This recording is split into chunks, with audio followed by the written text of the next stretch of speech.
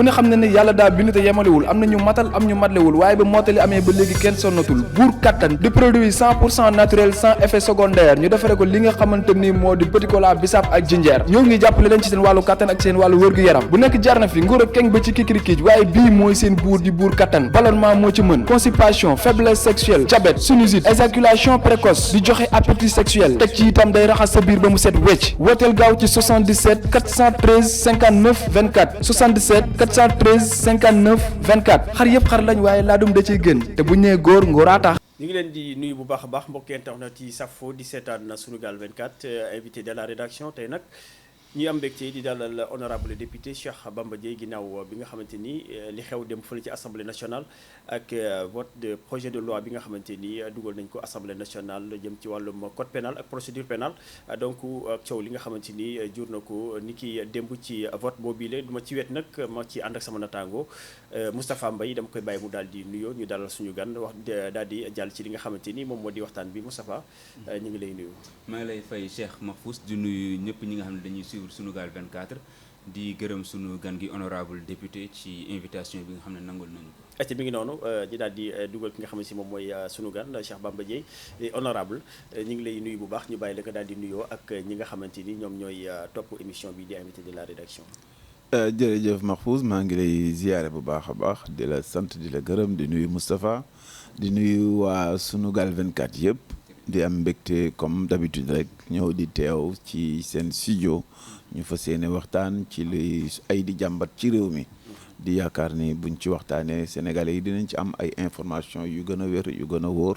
te aussi dina gën a dimbali sénégalais yi pour que ñu bañ leen a nax ci ay détails yoo xamee ne amul solo te toujours ñuy dem fa nga xamee ne rek fa la mbir ma nekk. mi ngi noonu dañ koy doore comme ni ma ko waxee rek ak li nga xamante ni xew na fële démb ci assemblée nationale ci vote boobu nga xamante ni amoon na muy projet de loi jëm ci wàllum code pénal ak procédure pénale wote nañ ko loi bi jàll na foofu ci assemblée nationale donc honorable laaj bu njëkk bi rek mooy ban sentiment nga am tey ci loolu nga xamante ni am na muy loi boobu nga xamante ni jur na coow lu bëree bëri ak ni ngeen ko doon waxtaanee ak askan bi donc ban sentiment nga am bi ñu ko voté ba pare. sentiment bi maam dal sentiment wu déception la maanaam dama am njàqare xool booleeg beaucoup de dépit jëm ci ñi nga xamee ni ñoom ñoo yore baatu réew mi muy gouvernement wu Sénégal muy président de la République Sénégal ak ay député yi nekk assemblée nationale parce que xam nga loi dafa am solo ndax say loi bu ko nit jàngee mooy wan yow ban société nga ak nan ngay dundee yenn àq ak yenn yelleef la citoyen bi am est-ce que si sa réew nit sañ na fa taxawaayu boppam am xalaatu boppam ba pare mën ko dund te dara du ko ci fekk donc li xew démb assemblée nationale dafa mel na ni lépp lu ñu mosoon a xeex ci wàllu démocratie lépp lu ñu mosoon a xeex ci wàllu droit sañ-sañ yi ñu am ba keroog Abdoulaye Wade wax ni léegi marche dootul sax ay autorisation waaye déclaration rek lay doon yooyu yëpp démb ci assemblée nationale dañ ko ñàkk goo xamee ne tey jii sëriñ taalibe baykat chômeur mool ak nappkat ñëpp éleveurs yi kenn muccul tey jii képp koo xamee ne am nga lu la naqari ci fa nga dëkk nga xëy di ko ñaxtu mën cee taxaw jàmmaarloo ceeg ñi nga xamee ñoo la teg natt googu ak jafe-jafe googu lu bon lu nekk mën na la see fekk mën na la ci arrêté jël malaanu terrorisme teg ko si sa ndodd yóbbu la kaso peine yi léegi comme c'est criminalisé ay réclusion criminelle ba à perpétuité maanaam imaginer la rek yéen Sénégalais yi fii nga dëkk mu am koo xamee ne ab samba boy la ñëw na jaay la doole jël sa alal ci lu mu teguwul fenn nga xëy suba ànd ak say mbokk ànd ak say am di jàmm ak bépp citoyen boo xam ne yéen a bokk gis-gis ngeen xëy di ko naqarlu ci mbedd mi léegi loolu nañu xam ni lu nekk mën na la see fekk ndax bu la nguur gi meree ci loolu mën na jël malaanu terrorisme xëpp la ko ba pare daal di lay tëj sa diggiiru dund. xam nga c'est honorable wax nga ko léegi mais dafa am foo xam ne il faut que ñu taxaw fa mooy ñi fare ci mouvance présidentielle bi ñoom dañ ne loi bi mi ngi fi woon loo xam ne fii la nekkoon daanaka soppi ñu ci dara lu dul financement bi jëm ci wàllum terrorisme loolu lañ ci jëmmal alors yéen ngeen def benn manipulation lañ ko tuddee sax boo xam ne da ngeen di yëkkati fitna si loo xamante ne amoon na fi ba pare. xam nga boo gisee ci écriture loi bi dañuy wax ne loi la buy modifier benn loi bu existé woon en 1965 ñenn ñi am na benn modification boo xamee ni amoon na en 2007 dernière modification bi am ci loi bi 2016 la xam nga kon loi bi xam nañu baax origine am xam nañu situation yi ak évolution am du lu ñu jaaxal ñun mais boo xoolee déjà rek ci mujjantalu modification bi muy 2016 biñ koy am ku mel ne forum Amnesty International ak ay borome journaux yu bare ak xalaatkat yu bare leen njëkkoon jaaxal ci loi bi mooy loi bi benn dafa ambigu maanaam dafa lëndëm ñaar définirul frontière maanaam dafa mel ne loi buy glisser diggante xeex terrorisme ak liberté wu sañ-sañu doomu aadama yi déjà en 2016 ñooñu ay sénégalais ak ay député yoo xamee ne ñoo nga fa woon voté wuñu loi bi man ngaa jamono yi du ma woon député ak ay yeneen citoyen naqarlu woon nañu sa jamono jooju loi boobu ni mu nekkee loi boo xamee ni dafay yàq ay liberté ak sañ-sañu doomu aadama yi ci biir réew mi xam nga loi bu nekk jamono bi muy ñëwee daf lay mën a jàngal nga xam loi bi lan mooy itteem mais dama lay laaj loi boo xamee ni dañuy dafay xeex terrorisme ana lan mooy yoonam ci marche ndax jàpp nga ne ab terroriste ci Sénégal dina marche ndax jàpp nga ne ab terroriste dina fekk suuf suñu spolié jël ko mu ñëw di fa marche di fa sol mbubu yu xonq ndax dafay bañ tamit terroriste yi dugg ci biir marche bi. non il y a deux choses qui sont différentes sinon kon ñu ne Sénégal yëpp toog leen seen kër bu kenn génnati xam nga loolu mënul nekk ndax est-ce que société bii ñu nekk tooñ def fii jógee déedéet est-ce que ay différent diggante Massamba ak Mademba diggante nguur geeg citoyens yi diggante mairie beeg citoyens yi xam nga yooyu du fi mas a jóg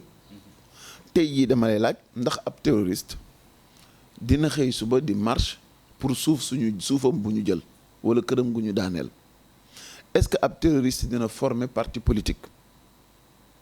est-ce que ab terroriste dina dem di bokk ci ay campagne électorale est-ce que ab terroriste dina nekk société civile nekk activiste boo xamee ni bu ñu nee suuf jafe na fale mu dem fa bu ñu nee naqar bi am na fale mu dem fa bu ñu nee ndar gëm a dëkk mool ya bël baa ngi leen di rey te depuis boobee ba léegi 470 personnes faatu nañ ci est-ce que ab mool boo xamee ni dafay xëy suba jaar Guet Ndar jàll ci pont bi ñëw ci place Baye di fa naqarlu ay mbiram est-ce que kooku ab terroriste la te tey jii loi bii ñu lay wax nii loolee lépp daf koy couvrir donc am na problème moo tax ma la doon wax léegi loi bu mu mën a doon xam nga yéen ay borom yi xam-xam ngeen te yii mënuma leen a nax ci dara mënuma leen yóbbu forcer leen ba ngeen gëm lu nekkul ndax ni ngeen may dégloo noonu ngeen di dégloo ñeneen ñi donc dama leen di laaj rek est-ce que à quel moment la xeex ay terroriste mën a indi confusion ak droit ak àq ak yelleefu citoyen boo xamee ni dafay valoriser ay droits constitutionnels parce que loi boo mën a jël dafa war a doon loi boo xamee ni day respecter hiérarchie loi yi ñetti hiérarchie moo am ci ay loi bi si njëkk mooy loi constitutionnelle loi boobu moo ëmb loi yépp bi ci topp ay loi organique la loi organique mënut a jàll su fekkente ni dafa waroog loi constitutionnelle troisième ordre bi mooy ay loi ordinaire comme loi wu démb bi mais loi wu démb bi dafay empiéter maanaam dafay dafay annihiler ay droits constitutionnels yoo xamee ni ci préambule bi lu constitution bi ci titre 2 wu constitution bi ak ci titre 5 constitution bi léppi article sa nekk day may citoyen bi ay àq ak ay yelleef yoo xamee ni loi bi daf koy ñàkkloo c'est un problème. mais honorable xam nga boo amul looy. waaw xam nga fi ma bëggoon a ñëwee rek mooy que ni gis nañ li fi xewoon ci mois de mars donc ak manifestation yi fi amoon gis nañ li mu jur ay nit ñàkk ci seen bakkan am na ñoo xam ne si nii ñàkk nañ ci seen alal ñuy wax sax ne dafa am ay forces occultes yoo xam ne si nii tey dañu bokkoon ci yooyu manifestation mais honorable est-ce que tamit dañu bàyyi noonu rek nit ñi di marche di génn di marche am ñoo xam ne si dañuy làqatu ci ginnaaw di def ay ñaawteef ñu bàyyi leen noonu loi bi aussi est-ce que nekkul ne ñooñu lay viser mais pas ñi nga xam ne si dañu am naqar ñëw di marche pacifiquement parce que nit ñi moom ba léegi am nañ droit marche def seen manifestation. xam nga dafa am ñaari mbir yoo xam ne waruñu ko jaawale benn bi moo di xeex terrorisme xam nga tey jii doo dem fenn ci Sénégal gii jël fi benn citoyen ñu nga ne ko dañoo war a jóg teg ay arsenal juridique wala ay arsenal méthodologique pour xeex terrorisme mu ne la du fi amee parce que ab terroriste du feeñ mi ngi naan fes bis bi nga xamee ne clateloo na bombe wala jël na ay fetalam song ay nit rey ci lu bare donc loo xamee ni kañ suñu cause nationale la ñun ñëpp ñoo ko partagé mu wóor ni la doo génne benn sénégalais bu ne contre naa ko dëgg-dëgg bu ñuy def ay loi yu koy xeex war nañ ci mën a déggoo n'est-ce pas ndax ñu on a tous intérêt à ce que benn terroriste dugg ci biir Sénégal alors bu ñu nee ñun di ay acteurs politiques di ay citoyens ñu naqarlu loi bi c'est que loi bi weer wu làqi kooguy la amuñu parce que il faut que ñu comprendre ante bu baax a baax tout sénégalais du mos a ànd ak lépp loo xam ne day may millimètre ab terroriste on est d'accord là-dessus alors pourquoi des citoyens comme man xëy suba ni loi bi du loi contre le terrorisme loi contre les citoyens la parce que il faut que yaa ngi tudd léegi ay événement mars yi affaire bi tey jii dafa dellu si waat gannaaw événement mars yi déglu leen li ñuy wax ñoom da ngeen ñu bett waaye dootu fi amaat déglu leen démb la ñuy wax ci assemblée nationale ku fi yëngooti rek dinañ la bantal déglu leen la ñuy wax ci assemblée nationale. kon genre tontonte wala fayu da nga. non jàpp ne moo tax a jóg loi xam nga moo tax xam nga loi dafa am nu mu war a bindee nu mu war a bindoo boog pour mën a nekk loi bu am njariñ ci Sénégal te ñun dañu am histoire ak gouvernement au Sénégal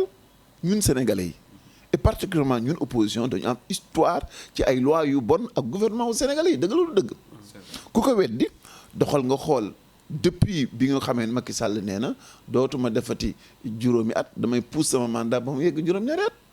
depuis boobu ba léegi loi bu mu fi indi day doon loi bu koy permettre mu consolider wedd gi mu weddi kàddoom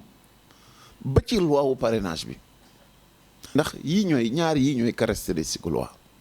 dafa war a nekk li tubaab naan de portée générale maanaam dafa war a ëmb ñëpp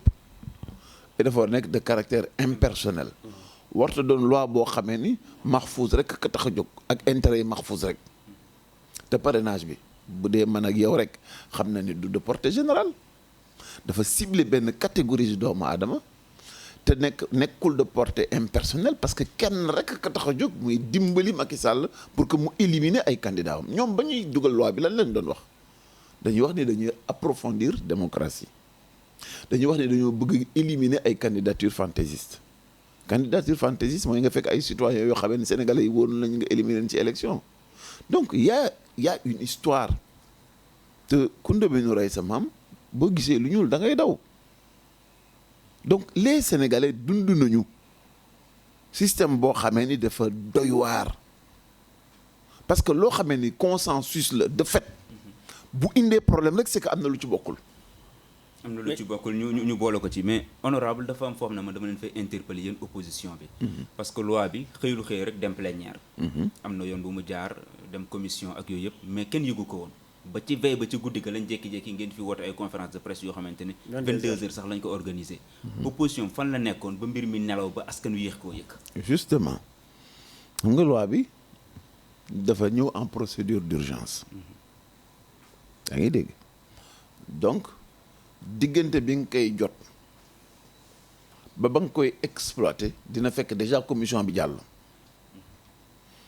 te diggante commission beeg bis bi ñuy def plénière presque dara xaju fi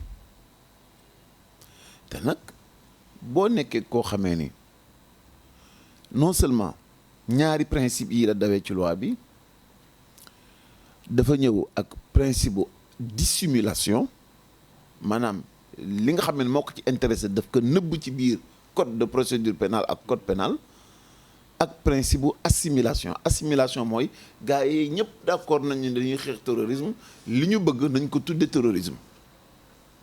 donc à 3 niveaux gis nga ni benn voile d'obscurantisme lal nañ ko ci procédure bi ak ci loi bi boo demee ca biir loi ba la nga xamee ne mooy problème bi le vocable tur bi ci boppam wàllu affaire gestion au système de sécurité maritime moo nekk en titre xanaa loolu kañ nga xam ne jàmm amatu fi donc boo amee gouvernement boo xamee ne rusul fen jëm ci askan wi rusul def de la dissimulation maanaam di nëbb li nga xamee ne mooy objectif bi mu am rusul jaxase dafa amalgame assimiler ay besoins yi mu am bëgg-bëgg gi mu am pour duma opposants yi duma activistes yi mais surtout yéen ak yi nga xamee ne yéen a nekk ci internet yi ak réseaux sociaux yi mais des lois liberticides maanaam loi bi bu comme jàll na bu leen wéree ni kenn moomatul boppam ci réew mi maanaam suñuy liberté constitutionnelle bàyyi nañu ab kuréel mu am dessus ci moom bàyyi nañu ab gouvernement mu mën a carrément écraser ses libertés de telle sorte que ni dégg nga leen président de la République en particulier muy wax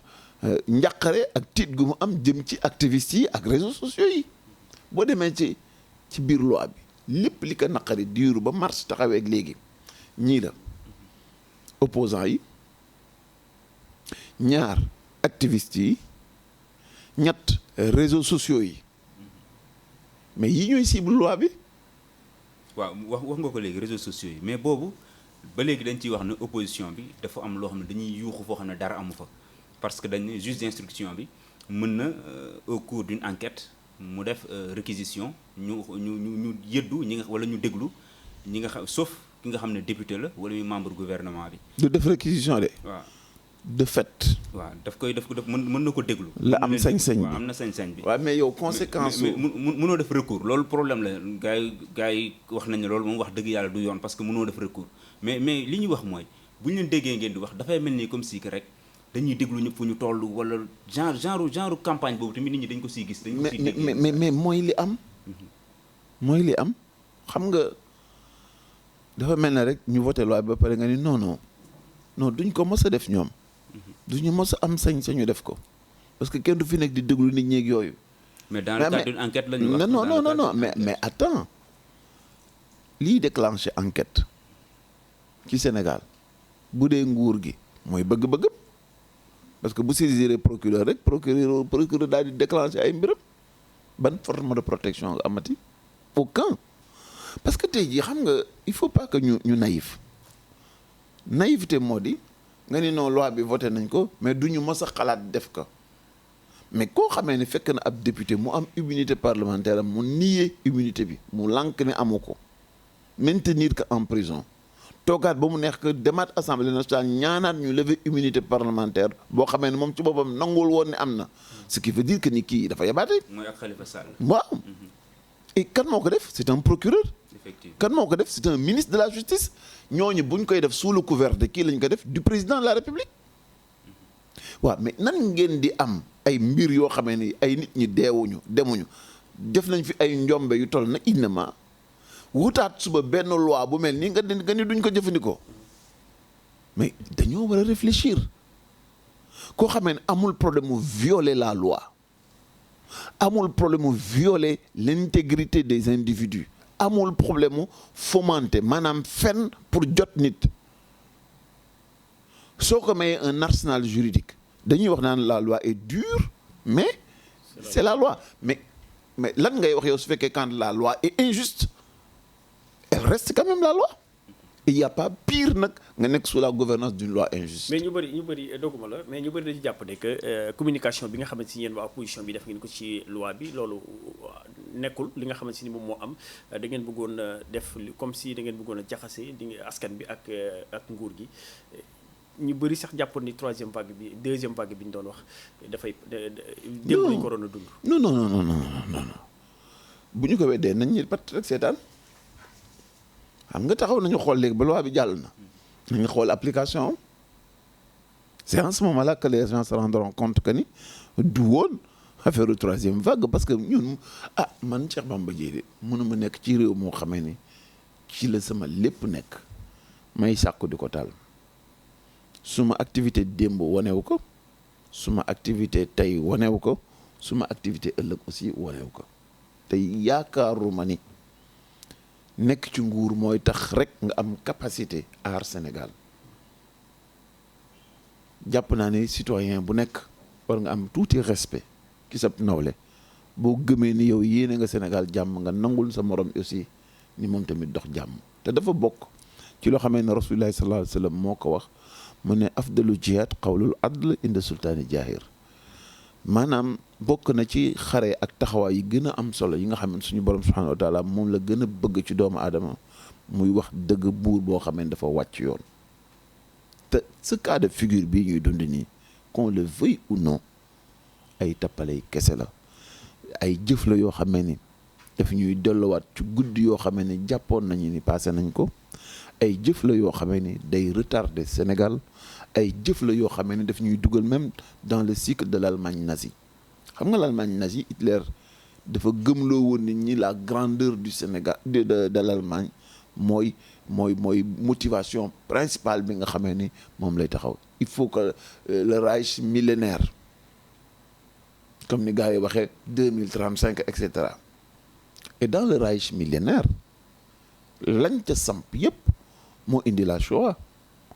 moo indi les camps de concentration moo indi que ni képp koo xamee ni bokkuloo ci criblage racial yi nga xamee ni def nañ ko ñu jël injustice bu dul jeex def la ko et Hitler n'est pas arrivé au pouvoir par un coup d'État c'est avec des lois te loolu il faut que nit ñi xam ko nit jëf ju bon du jaagee ni waa ji day yore gënam wala mu yore jaaseem taxaw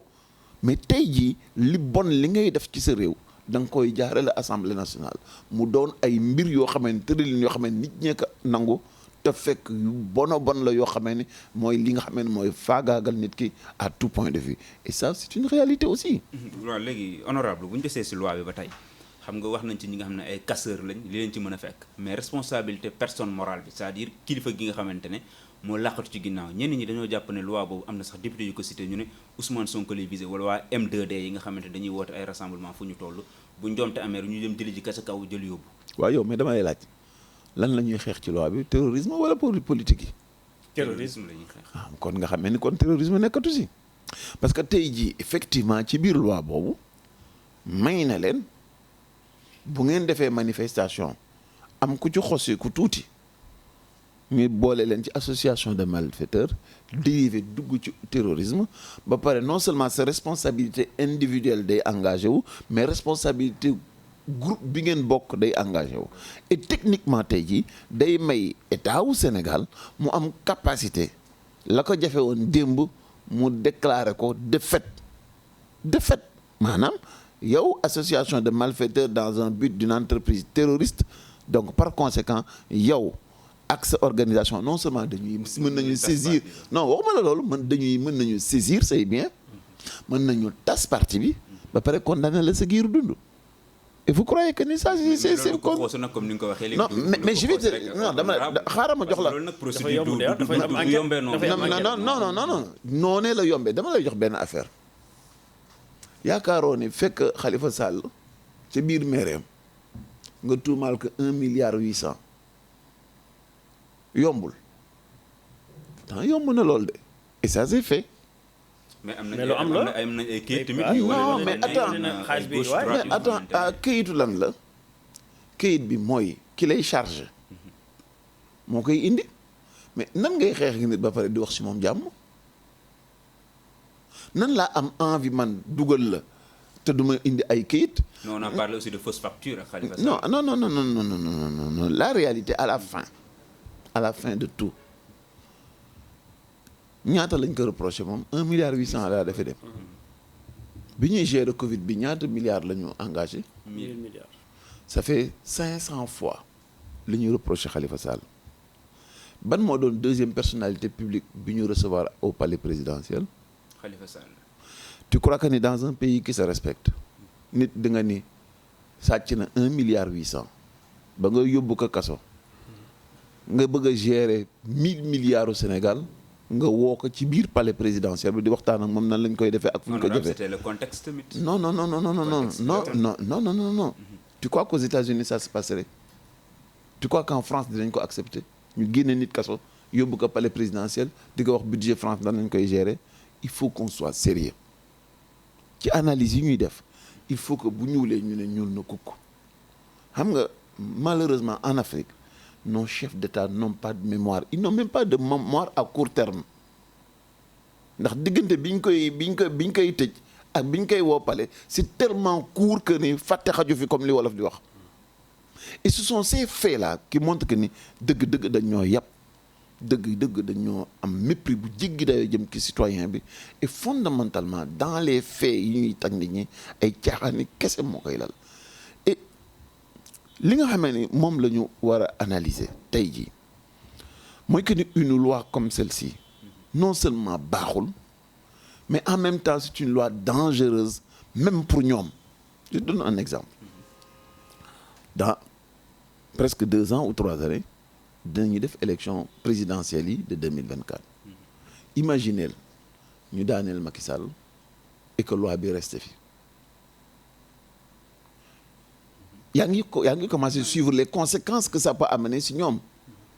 ndax ñoom ñëpp koo si gis diggante bi mu nekkee gouvernement ak léegi tabax na fi rek ci ay kër rek loo xamee ne mënu la ko justifier même bu fekkoonte ni salaire am du ci lekk dërëm. Bon enrichissement sans raison, sans fondement. Donc ce qui veut dire que ni c'est de l'argent sale, blanchiment d'argent duggul. Et sous ce titre-là qualification au terroriste duggul tey jii ni nga xamee ne Abdoulaye Wade bu abrogé woon la loi sur la CREI kon tey jii Karim Wade du nekk cible ou victime u CREI gis nga loi bu bon ni muy def ñoom amuñu gis-gis à court terme waxuma sax très long terme à court terme bu war a tax ñu ne ñoom ci seen bopp loi bii ñu dugal nii loi bu leen di rendi la ñoom et tu crois que ni le besoin de justice des Sénégalais bis bu ñu demee ba daaneel leen ñoom que les gens vont s'embarrasser de considération pour administrer leen la loi qu'ils ont votée eux loi boobu kon kenn du ne baaxul parce que ñoom ñoo ko voté. mën na wëlbatikuwaat seen côté. Non day wëlbatikuwaat seen côté et man personnellement je ne verrai aucun inconvénient qu'on le leur applique. xam nga lu tax parce que une leçon la meilleure des leçons mooy celle bi nga xamee ne yow yaa ko sookeel sa bopp et yow sa bopp yaa jox nit ñi yat gi ñu lay dooree. mais loolu honorable tey jii mi ngi mel ni CREI am na ñu bëri dañ ne buñ jotee si réew mi dañ ko fiy jëlee loi bi tamit yéen man dama doon xaar boo ñëwee nga ne ñu buñ jotee si réew mi dañ ko fiy jëlee. mais pas dañ ko fiy téye. non attends administrer leen ko. non Moussa dañu nekk fii tey jii ci explication wu caractère dangereux. bu loi bi boo xamee ne loi bi am na ko. effectivement maanaam nit a ngi koo xamee ne voté na loi ba pare te loi bi mën na ko rendi. mën na dalaat ci kaw. non mën na koo rendi mën na nier droit am yëpp te qualification yi day simple parce que koo ci topp si ñoom ay otom sax laa di boo ko jëlee wàññi leen affiché leen prix bi nga xamee ne moom la koy jënde da ngay xam ne kii salaire ministre am wala salaire directeur am bu ko dajalee dur yi mu nekk ci poste boobu yëpp mënu ko jënd. foo leen di yóbbu CREI. non mais xanaa imaginons léegi suñuy xel la ñuy waxee. ñu dugal leen ci cycle bu mel nii puisque tey jii la loi là du loi terroriste c'est une loi qui est dirigée contre des citoyens ndax wax naa la sa tàmbali ba ni ab terroriste du marche ab terroriste du former parti politique ab terroriste du fekk suufam ñu jël ko muy défendre ba ay intérêt ab terroriste du fekk këram ñu daaneel ko mu koy défendre te cas yooyu yëpp mën na dériver jëm ci ay cas terroriste. mais ci biir loi bi am na financement terroriste yi loolu xanaa di ngeen ko rafetlu. liñ koy ak yooyu loolu. non attends. moom xam comme ni ñu koy waxee lépp mënul xam nga disposition yooyu daf fi nekkoon.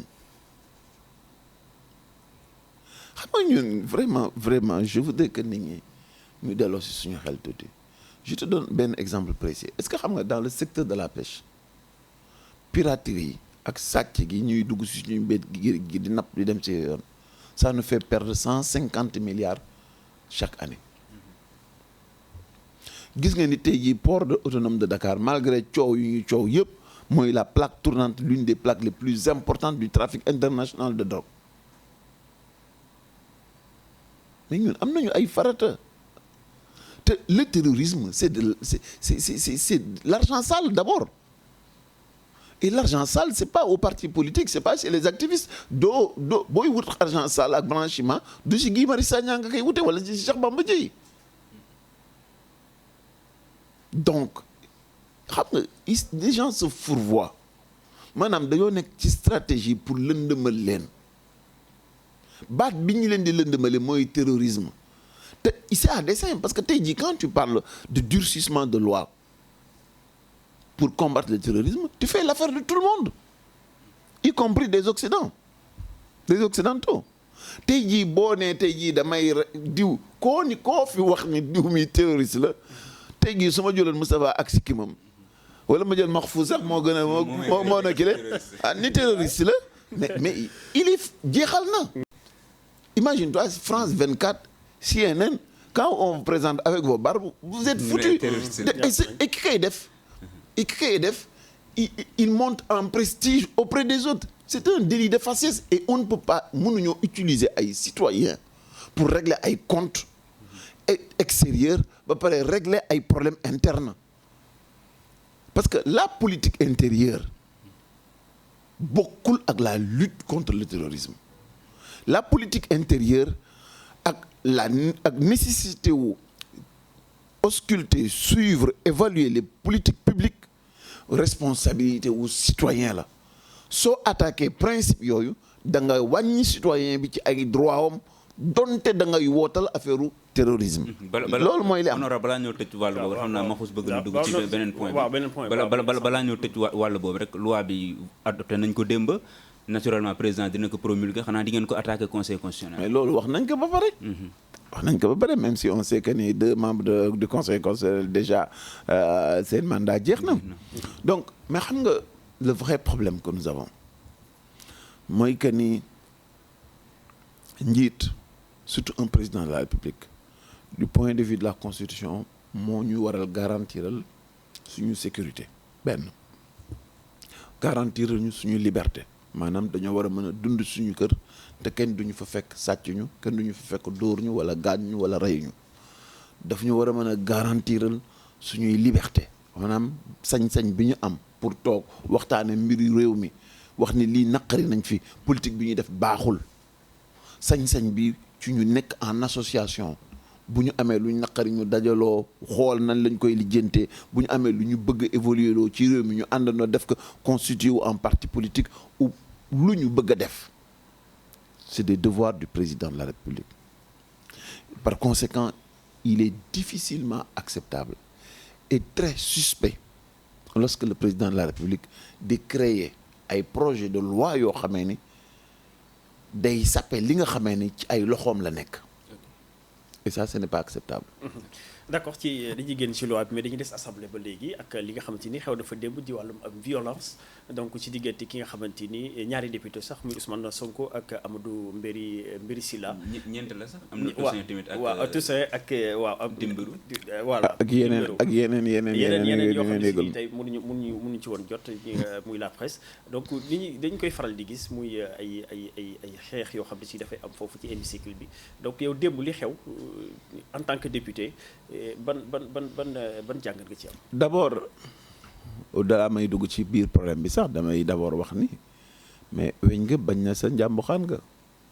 le mal il est à la source. parce que assemblée nationale dafa di barab boo xamee ni presque mooy conseil d'administration wu Sénégal boo amee sa board muy sa conseil d'administration. administrateur boo fay dugal dafa war a am capacité wu xam lan mooy ay di jàmbat ci biir réew mi lan mooy yi nga xamee ne moo mën a fragiliser Sénégal ak yi nga xamee ne mooy dëgëral Sénégal ndax xaayaan ku dégg séeréer su fekkente ni ki ngay fal boo bindoon turam ci làmmiñ bi muy làkk du ko xam nga bind ko ci beneen làmmiñ du ko mën a liir li ñuy wax ci ay projet buñ ko expliqué woon ci làmmiñ bi mu nàmp du ci xam dara boo jëloon loi de finance bi donte ci wolof nga ko indi wala ci joolaa wala ci séeréer du wala ci mankaañ du ci xam ñaari dërëm mais kooku kenn tooñu nit ñi yow mi ko fi indi yaa tooñ Sénégalais yi tey jii débat boo xamee ne xel ak xalaat la ak gis-gis bu rafet buñ la ci invité boo amulee yooyee yëpp nooy mottali ko la nga am ngay ñëw de ndax ku nekk la nga am ngay duggee marché bu fekkente ne yow làmmiñ wu rëy nga am ak wax ju bon ñu yóbbu la ci barab boo xamee ni ñëpp dañ ni wax leen te wax ci xam-xam yow booy waxee looy wax. kon débat niveau député yi ngay. non loolu gis nga en 2017 déjà ci sama livre maa ngi leen di defal critique boobu di la wax ne boo demee aux États-Unis benn député la ñuy am pour presque 575 000 Américains bu jëlee ñaari chambre yi. muy Sénat ak Congrès ñun Sénégal benn député la ñu am pour 60 ou 65 ou 70 000 maanaam bari député taxul nga am qualité te ku am sa entreprise doo fekk ab cuune nga dénk ko donc dafa jot nag dëgg ñu laaj ki nga xam ne dafay nekk candidat ci waxuma sax ci députation mais même ci conseil municipal mu am un minimum de bagage si mën na nekk ci làmmiñu tubaab école occidentale wala mën na nekk à l'école de la vie bu fekkente ne amuloo ay diplôme moo xam arabe la moo xam espagnol la moo xam français la moo xam lu mu mën a doon da nga war a jaar ci benn commission d'équivalence ay jaambur yoo xam ne dinañu mën a natt ndax yow sa jaar-jaar may na la ko sa xam-xamu réew mi may na la ko sa li nga xamee ni mooy say feemi bopp mën na la permettre nga jëli li ñu fay def boo ko mënulee ñu ne non waruloo ko bokk et c'est extrêmement important gis nga Moustapha Mahfouz li ñu manqué ñun mooy sérieux ci lu am solo dañoo fekk loo xam ne moo gën a am solo ci réew mi ñu doye dal ko ba nga xamee ni suñu dara dootul baaxati à cause de ça parce que li Serigne Touba doon wax mais boo ajuwee ci ku matadi mais da ngay daal di matadi parce que jëfi matadi rek la lay indil et c'est ça le problème par conséquent ñu mel noonu boo leen dajalee ñuy naax te yow la nga ca soxla mooy loo indi ñu ne waaw ñooñu bu mbir amee loo xamee ni wér na sénégalais yi ni buñ ko xamee mu doon musiba ci yow la ngay mooy def mooy ku wax nga xas ko ku wax nga saago ko ku wax nga menacé ko et puis di tapasante ndax bërëb bu xam-xam ku fa indi ay ku nekk ya amoo fa place. mais ay bi ci ñaari côté yëpp la même xasante bi ngay wax tamit gis nañ ko ci majorité mais gis nañ ko non ci ñi nga xamante ne mooy ñooy opposition bi. non parce que xeex ñaar a koy def. non Mahfouz xeex ñaar a koy def waaye day am provocation. da nga jàpp ni leen di. non dama leen di laaj yow mii ku ñëw fii si seen biir kër gii fekk leen fii dóor la talaata bu ëllëgee bu yoo ngeen xeexee. bu ñu nee da bu nit ñi yemee si ne da nga doon xeex dañ lay fontoo comme na nga balam la ndax ab mukallaf bu taxawee di dox ay soxlaam nga dóor ko coup d'épaule wala mu génn nga ne ko di wee la nga doon wax ci biir boo ci delloo see ma nangamtaan la loolu il faut que les gens aussi sérieux Sénégal non Sénégal non xam nga non yaa ngi wax ci niveau mais tamit am ñiy xeex foofu tamit ñiy def problème yooyu noonu ñu am niveau la ñu jàng lañ ba am benn xam-xam bi tamit di ko def non yaakaaruma ni ku am niveau la non je suis désolé niveau la tudd xam-xam la tudd jikko aussi jikko la tudd xam nga il faut que ñu commencer li ñu tubaab yi rawee mooy une lecture froide des événements bu problème amee bu ñu maasale noonu gi te loolu mooy méthode du Sénégal dañ doon xeex yemale leen ñoom ñëpp généraliser te loolu ay jëfi tappale la amaana sax kay sookee xeex bi loolu la si jublu fekk ab kilifa goo xam ne lañ ko nawee xam-xamam la lañ ko nawee patriotisme am la lañ ko nawee ay décision yi muy jël la ay effort bu muy fournir avant muy ñëw xool ay loi càmbar ka man mënuma la wax effort bi nga xamante dinaa ko def pour préparer chaque projet de loi et préparer chaque 5 minutes d'intervention waaw nan laa mën a jël 24 heures dajale li ma jàng yépp wëlbatiku ak sama vécu interroger sama parti spécialiste yi yore secteur par secteur ku nekk indi ci apportam ñu tëdd leen loo xam ne dafa am solo pour njariñu Sénégal yi ma xëy suba yóbbu loolu assemblée nationale ba ab samba booy songu ma xëy suba ñu yemale ma comme kuy xeex c'est pas sérieux sëñ bi il faut que gis nga il faut que ñu bàyyi caaxaan bi aussi te un leader de parti man li may dund moom laa leen di wax jàpp naa ni ku sérieux ku nekk noonu ngay préparer say mbir muy loi de finance comme loi bii démb interroger naa ci ay ministre interroger ci ay avocat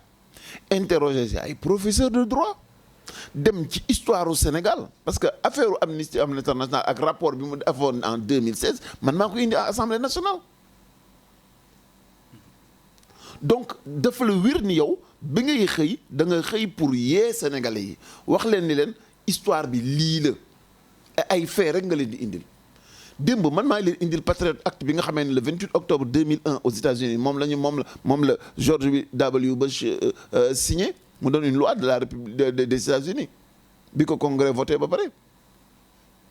donc te Patriot Act bi la mu doon ciblé moo di fexe ba nga xamee ne États-Unis réformer système de renseignement am wëlbatiku pour mën a protéger ses frontières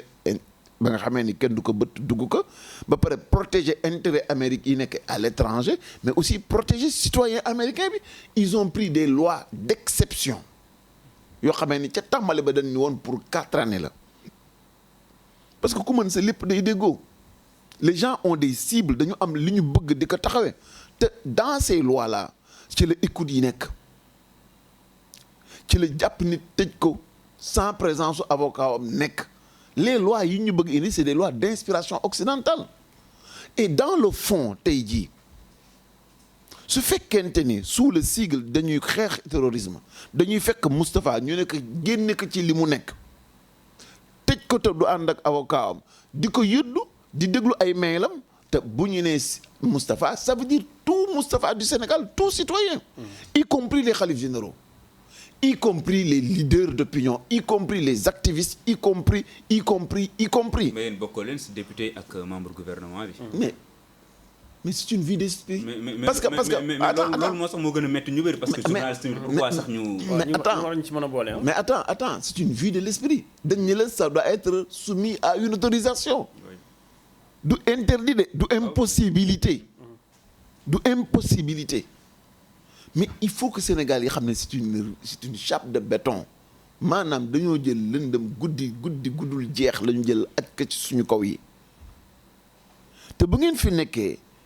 def ko débat opposition pouvoir mais tant mieux et tant pis pour vous. et tant pis pour nous aussi. pour ñu bañ a ñëwaat en arrière parce que waxoon nañ ci loi bi ba pare dañuy ñëwaat ci violence bi nga xam ne si ni bi ngi am fële ci assemblée nationale mais gis nañ le ministre Malick Sall ministre de la justice garde des sceaux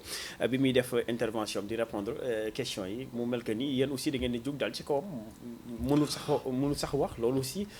violence la te yéen ci opposition bi la jógee. li nga xam nga débat parlementaire il faut que nit ñi xam ne débat parlementaire la tudd. débat parlementaire te da ngeen war a xam nangu ne assemblée këru député la du këru ministre. dafa baaxoo tàng. non waxuma sax dafa baaxoo tàng mais gis nga congrès américain président États-Unis dañ naan que c'est le seul lieu boo xamee ne ñemew fa teg tànkam sauf dans le cas où il est invité. assemblée nationale mooy barab bi nga xamee ne Macky Sall amul sañ-sañu dugg fa lu dul buñ ko fa woowee. du barabam nous sommes dans 2 institutions différentes dama waroon nekk président assemblée nationale nga xool. nooy def. non gis nga l'équilibre des institutions c'est important. séparation des pouvoirs. gis nga mooy liy dimbali nit ñi. tu crois que ni rek un débat parlementaire dafa war a doon débat boo xamee ni dañ lay invectiver dans le respect duñ la saaga mais dinañ wax ak yow. mais tu crois que ni bokk na ci assemblée nationale bu am doole un ministre taxaw naan je ne réponds pas au coup de l'âne et ku bëgg def sa bopp mbaam tamit kooku sa affaire la man de su ma doon nekkoon xam naa ne Moustapha Niasse dafa am lu bare lu muy seet ci mbir moomu mais su ma doon moom je lui demanderai immédiatement de retirer ses paroles dinaa ko wax ni que lii nga wax ni da nga koy dindi ba mu leer nañ tàng bi à l'instant fa nga taxaw. su persister je lui retire la parole ne ko demal nga toog tu n'auras plus le droit à la parole parce que xamul tax parce que gis nga sañ-sañ loolu tax démb député yi nga xamee ni c'est Senghor ministre yabu leen woon ñëpp ñu ngi fàttaliku Dabi Diagne bi mu nekkee président commission des finances bu daan di convoquer ministre de l'économie et des finances day bàyyi lépp soxlam lay am bàyyi daal di daw ñibbisi parce que loolu mooy sañ-sañ bi ni mu wér ni la bu la procureur convoqué boo jëwalee ñu jël si la noonu la war a wér ni képp koo xam ne da nga nekk ci réew mi am ay charge di consommer wala di dépenser de l'argent public quand un député t'appelle toute affaire cessante da nga war a yegg si parce que c'est la charge nationale bi muy exposé état bu leen nangu ñu wàññi kattan ak pas-pas ak doole gi nga xamee ne assemblée nationale am na ko ndax c'est à dessein bu ñu doonee ay xuusma ñàpp foofu doon ay xeexkat ak i saagakat dootu amati sens. mais loolu ñoom ñoo ko njëkkee honorable non ñoom attends ñoo njëkk wane image boobu ñoom ñoo wane image boo xam ne nit ñi yaakaar nañ ñi kat ay xeexkat lañu ay xulookat lañu ay dàggasantekat lañu. xam nga il faut que ngeen jëli Moustapha ni c'est à dessein xam nga boo amee sa député yoo xamee ni sa tàmbali ba wax naan nañ fi ni d'accord nañu ñu ñëpp ne amuñu niveau am na ñu fa nekk ñoo xamee ni presque léegi législature bi jeex mosuñu faa jël kaddu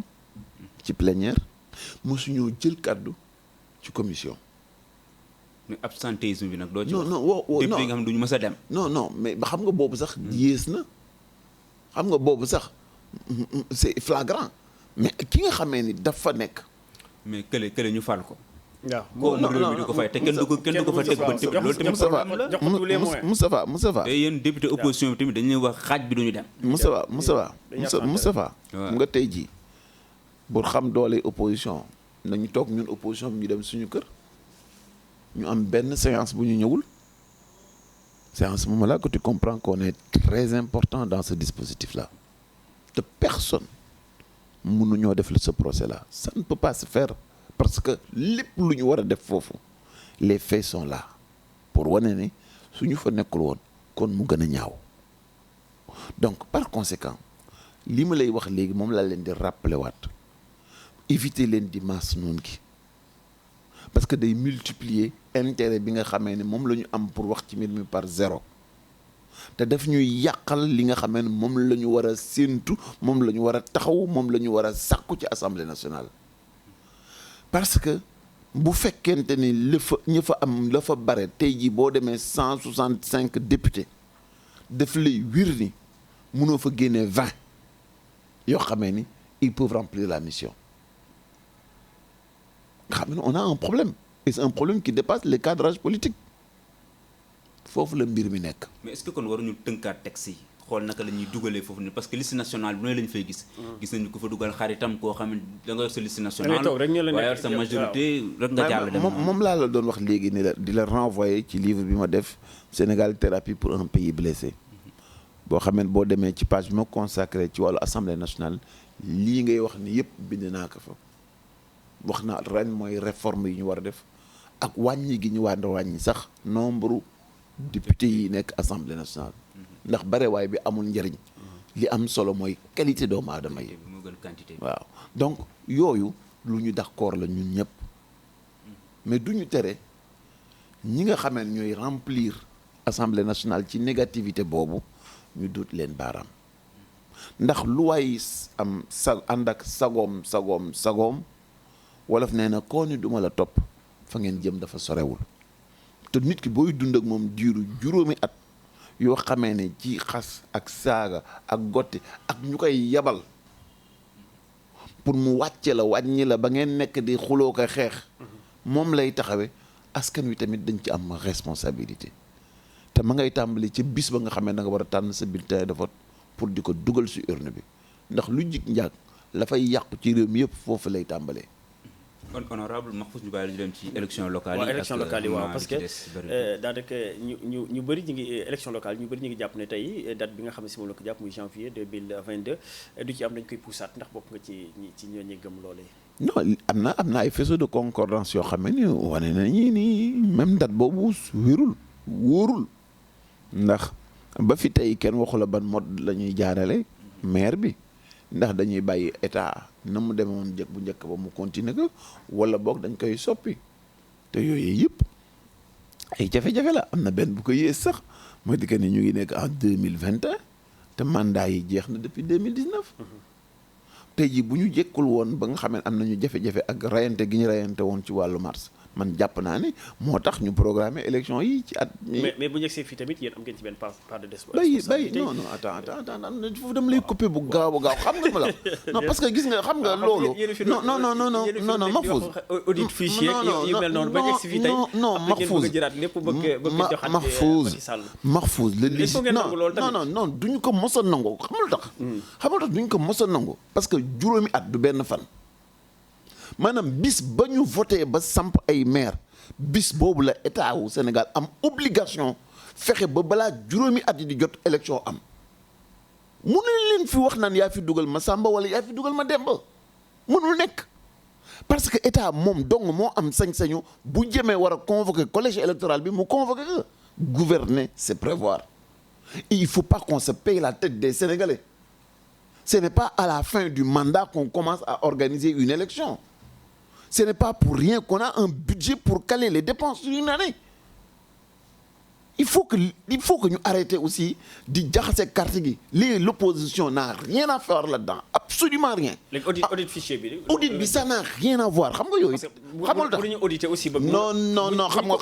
bu ñu auditer wul fichier bi tamit bu ñu demoon élection. non audit non. Peu importe. L'obligation du point de vue de la loi, moi, les élections à date échue. Yeneen yi si nekk yëpp plus la. Mën naa nekk mën naa bañ a nekk waaye suñu nekkee est-ce que États-Unis amuñu ay débat ci li nga xamee ne mooy seen processus électoral wala seen changement est-ce que France amuñu ay débat ci seen ay processus mais lépp dañ koy dëxañ ci juróomi at yi pourquoi ñooñu di ko def muy normal di réussir fii bu ñàkkee ñu ne yéen ñi si dugal processus bi moo tax non il faut arrêter. te fii élection locale sax kenn mësu koo tenir date bi mu war. waaw non gis nga loolu problème la te loolu mooy mina laay ji xam nga wax ji dañ koy wax mu leer juróomi at la état am pour def élection législative pour def élection locale pour def présidentielle bu jàllee juróomi at yi kenn du responsable ku dul moom. parce que mooy organiser. parce que moo koy organiser. effectivement lu réforme am solo addina jeexul ci parce que ci date bii la bu jàllulee fii da nga koy continuer par conséquent dimbali leen ma rek non journaliste yi da ngeen am solo trop ci système bi. te bugguma ñu leen di yóbbu ci débat boo xam ne amul njëriñ te ça ne repose pas sur le fond. parce que bu ngeen analyser noonu dafay mel ne rek jamono yi nga xam ne at bi jot na fa lañ ko war defee déedéet ils ont 5 années pour le faire ils avaient et cette fois-ci 7 ans et demi te mënu leen tax ñu organiser ko kon y a pas de responsable si ce n'est l'État ñoom ñoo buggul élection locale yi ñoom ñoo buggul législative en 2022 loolu tax ñu pousse date bi ba mu dugg ci 2022 janvier pour am possibilité bu ëllëgee ñu ñuy waat si yéen ni leen gars yi nee nañu yéen a wax dialogue national yéen a wax nangam. léegi su amul léegi suñ ko poussaatee léegi lan mooy nekk taxawaay bi yéen waa opposition bi lan mooy seen taxawaay. xam nga yéen tamit métti ngeen de non franchement non ñun ñoo bokk réew mi. journaliste bi citoyen bi mool bi sàmmkat bi baykat bi professeur bi mais ñun ñoo ko bokk le fait ñu dàq suñu ay élection du ñaawteef bu ñu teg ci kaw politique yi mais manque de respect la d'abord ci citoyen bi donc bu ñuy am tontu da nga naan ñun sénégalais yi lan lañu war a taxaw ci li nga xamee ni dama dëkk ci Parcelles Assainies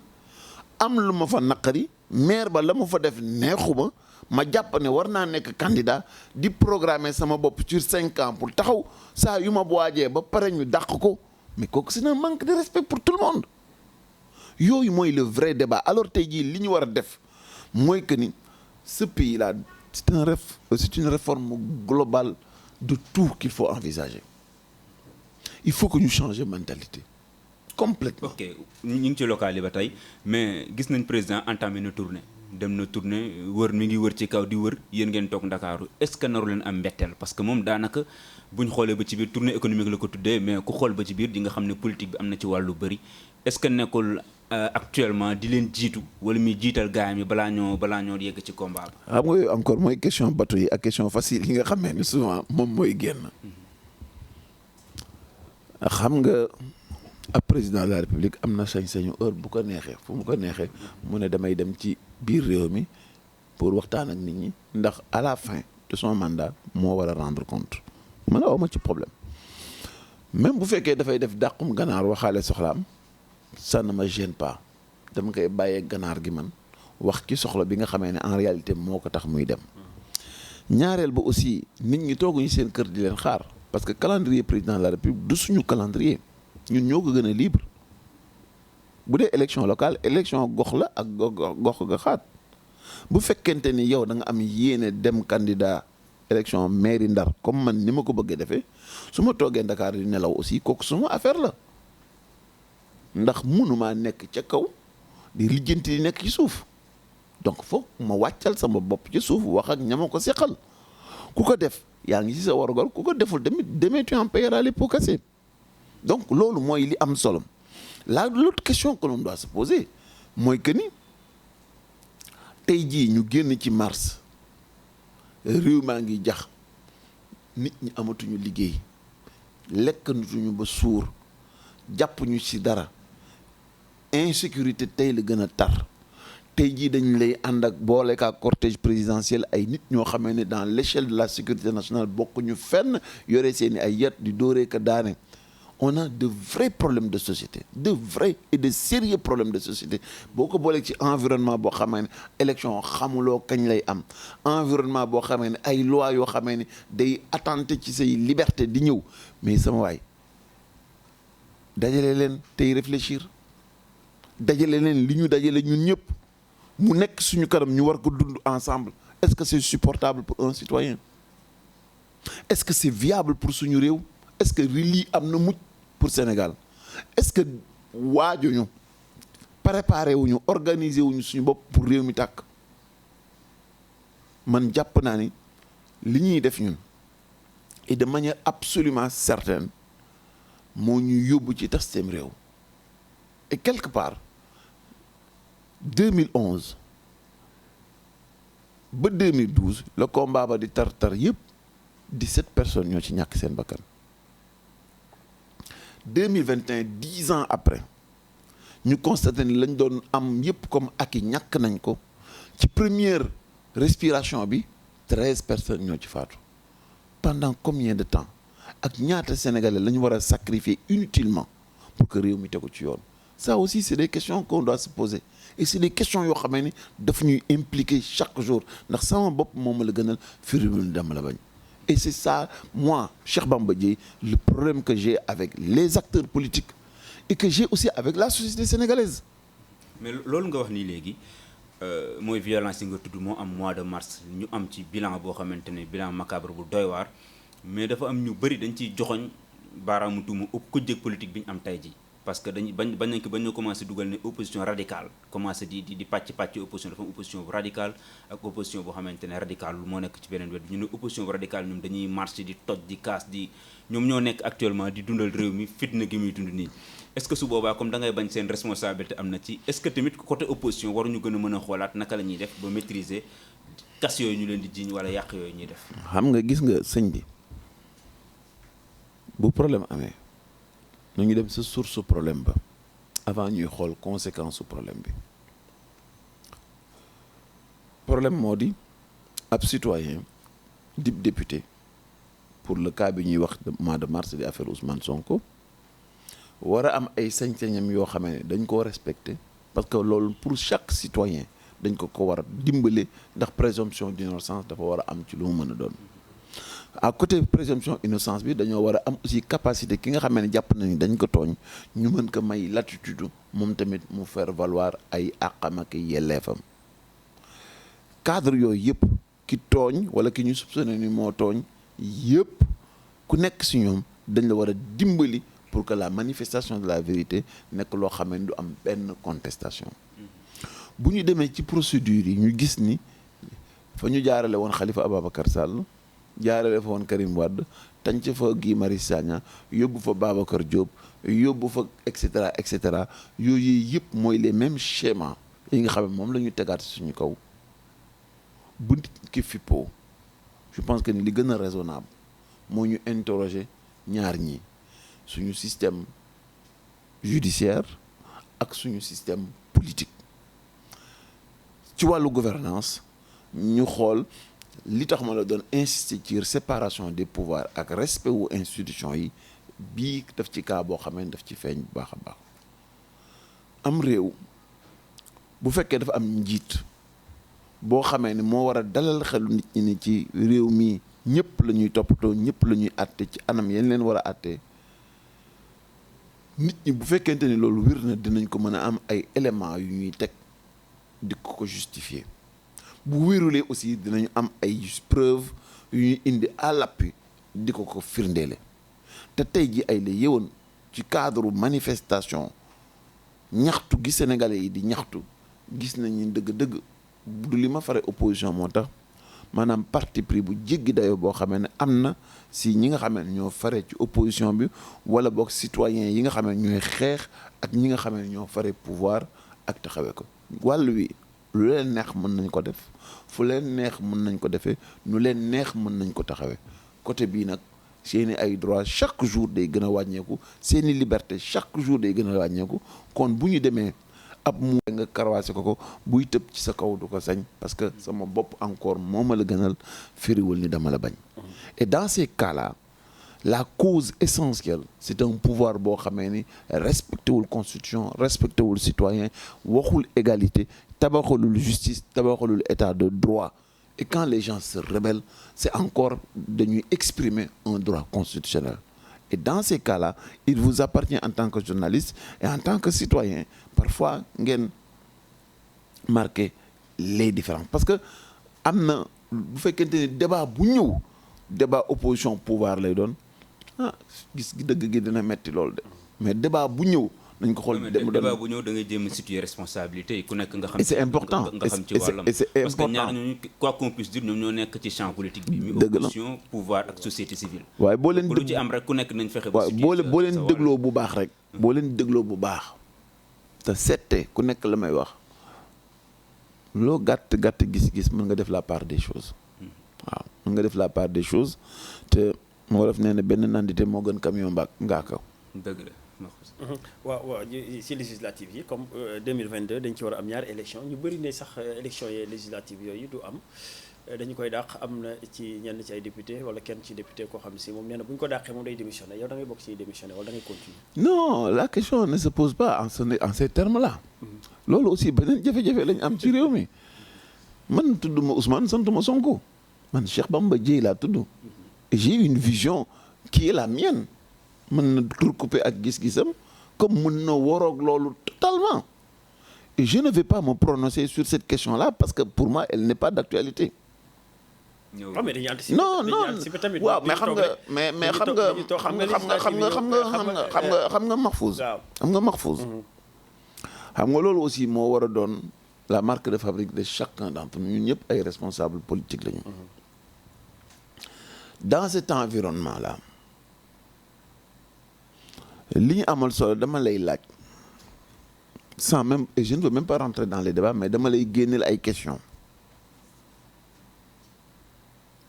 suñu demoon ñoom ba ni dañuy yokk seen mandat ba jëm par exemple 2030 bu yaakaar nga ne bu député opposition bi yëpp démissionné dina leen empêcher ñu continuer yaakaar nga ne bu ñu démissionné ba pare ñi ci toppaat su ñun yëpp démissionné dina tax ñoom ñooy leen changer et tu trouveras certainement dans les démissionnaires des gens qui refuseront de le faire parce que réew mi ñun ñëpp xamante nañu ni mu demee. Quel est le but dans le fond du fond? C'est pour dénoncer. C'est justement pour alerter. C'est pour alerter. C'est pour mën a taxaw même su fekkente ni fi ngay taxaw ay rapaxit kese la. te mu doon foo xamee ne fa la ñu naxee nit ñi ba di fa décider li nga xamee ne mën na am impact bu jiggi dayoo ci ñoom il faut être vigilant et veiller. On n'en est pas encore à ce moment-là et à le moment venu crois-moi man je suis pas quelqu'un qui fuit ses responsabilités. Je me prononcerai bu baax a baax mais li ma bëgg attirer attention nit ñi rek mooy que nit ci lu mu mënti doon et dans chaque situation am nañu responsabilité parce que bi ñuy def politique. di dugg ci assemblée nationale wala di dugg ci benn assemblée bu mu mënti doon wala di am posture bu ñu mënti am xamoon nañu au préalable ñan lañ ko seqal xamoon nañu yéene yi ak taxawaay yi et le pire du pire mooy que ni la vraie préoccupation mooy est-ce que nous citoyens sénégalais war nañu accepter ñu xam dès le départ ni gars yi li ñu bëgg mooy dàq élection yi te ils vont le faire. muy ñaar yëpp muy élection municipales yi muy. municipales yi sax locales yi sax bon ñu ngi naan waaw dina am du am mais de manière certaine je te dis que ni législative yi du am et ils ne vont pas le faire la première préoccupation normalement en l'état et ça je parle aux citoyens waxatuma journaliste nekkatuma politique suñu préoccupation ñun lan la war a doon pour compte tenu du respect que nous nous devons et du respect que les autres nous doivent mooy ñu àndandoo lijjanti ko pour que mu doon 2022 parce que loolu bu ñu ko yaakaaree ci politique yi kese du sotti et il ne faudrait pas aussi se reposer sur ñoom parce que l'Assemblée nationale n'est pas le bien des politiques c'est le bien du peuple sénégalais. mi ngi noonu waxtaan bi gaa neex na am na solo bu baax a baax mi waxta kii bi moo ñu xaj waxtu bi donc Moustapha xam ne dañu koy bàyyi rek mu def le mot de la fin ñu yëkkati jotaay bi. le mot de la fin rek mooy que ni Sénégal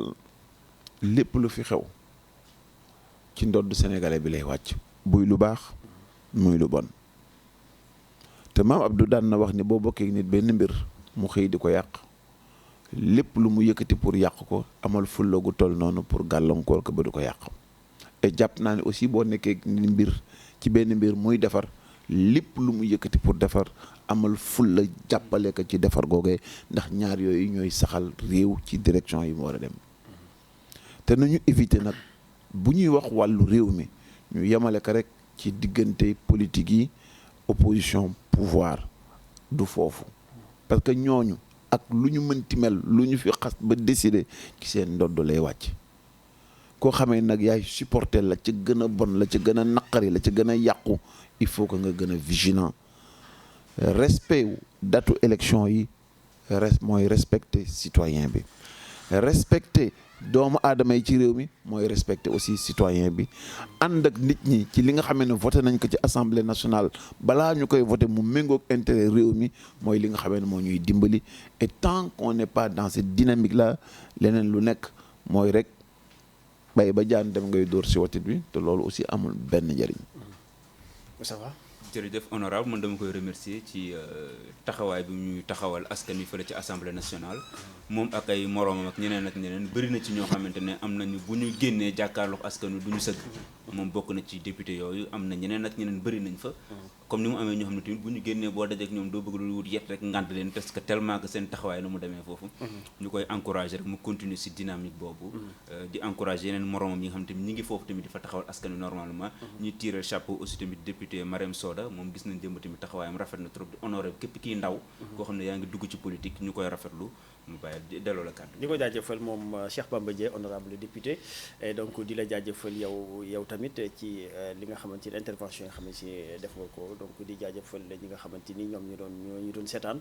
donc toujours plaisir lay nekk rek di invité ñu mel ni ñu jàkkaarloo askan bi di wax ak ñoom di jàllale ay message ndax ñu gën di comprendre li nga xamante ni tey réew bi noonu lay doxee donc Libaas moom moo nekkoon ci wàllum réalisation bi ak technique di jaajëfal bu baax ñëpp ñi nga xamante ni ñoom ñoo ci jàpp tey ba émission bi yemb di leen jox dig daje ci lu yàggul ak beneen invité